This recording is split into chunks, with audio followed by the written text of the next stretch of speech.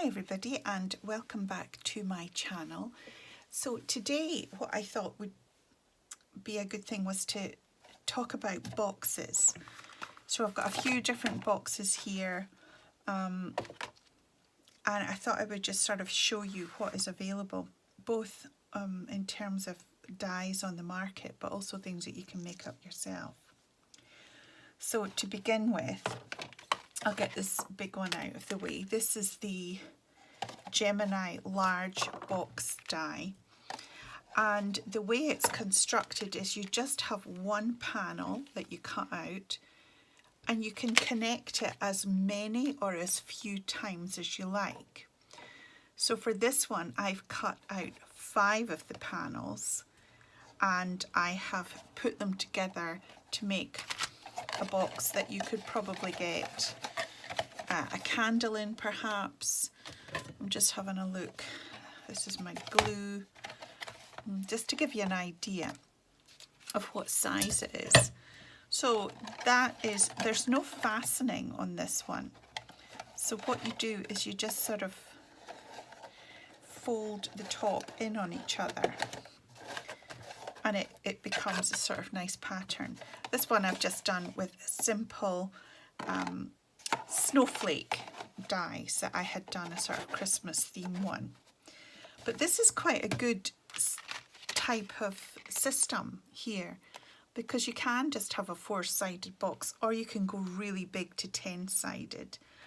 And there are some panels, all sorts of shapes and sizes for each element of the box. So where I've just got a plain green panel in the sort of wings, you could call it, you can have it patterned and quite intricate patterned if you liked. But I wanted to show you that one. So you can also get that in a half size. There is a smaller die. I quite like this because it's flexible. It's not just one size. You can make it bigger or smaller if you want. So the next one is, this is a izzix die. And it's very straightforward, very plain, cuts one size, and this is the box that you get. It is a flip top box.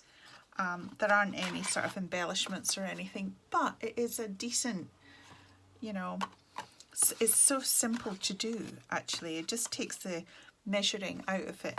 It's quite a slack top. It isn't very firm in terms of the top. So if I can grab a ruler.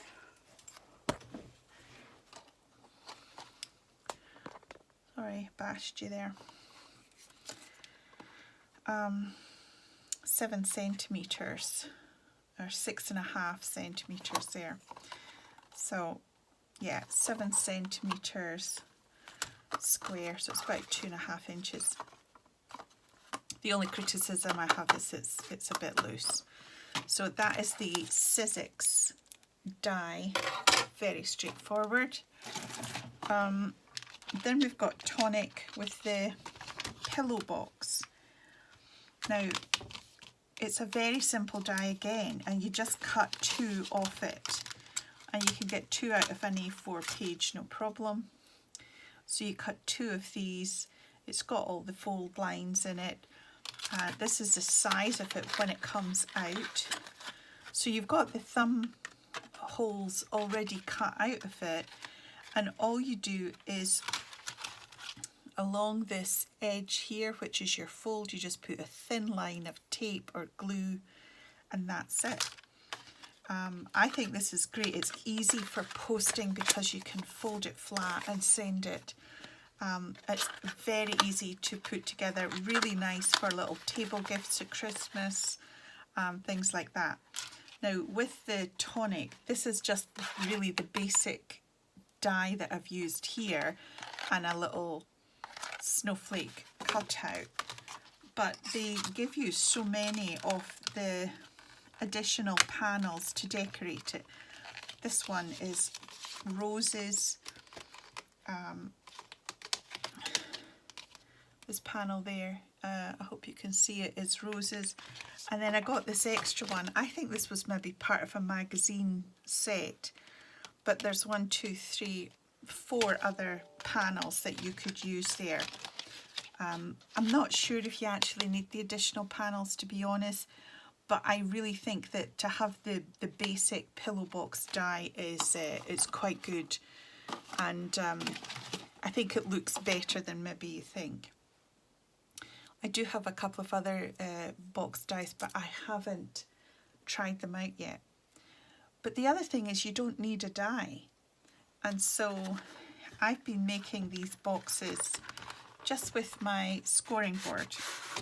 I've got all these ones in different patterns. All of them inside have got Body Shop soap in it.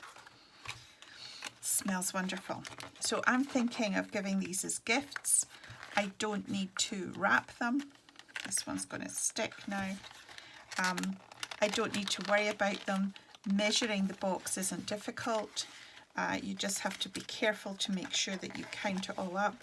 But this is just a piece of card. You measure the height and the dimensions and you put it all together. There's plenty of tutorials on that. So I'm thinking this is a simple one to do just using a scoreboard and only using the dies for the embellishment.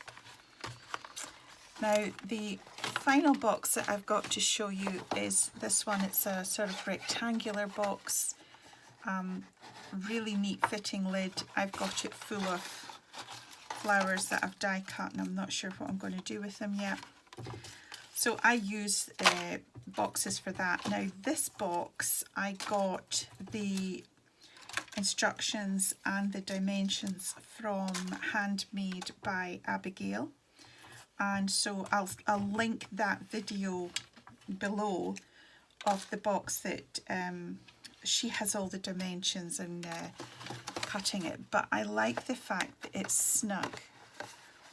And I think that you could put quite a few things in it. I've thought about using it for putting cards in as well, maybe a set of note cards or what have you. So I'll link that video below. So I think that you need to decide what's easiest and best for you in terms of making boxes. This one is so intricate that I think you really do need a die for it. But this one is pretty basic and I don't think necessarily you would need a die for that. And I think you do need a die for the pillow box. So these are my make a day makes to show you the boxes, and it's really up to you to decide whether or not you would prefer the die cutting.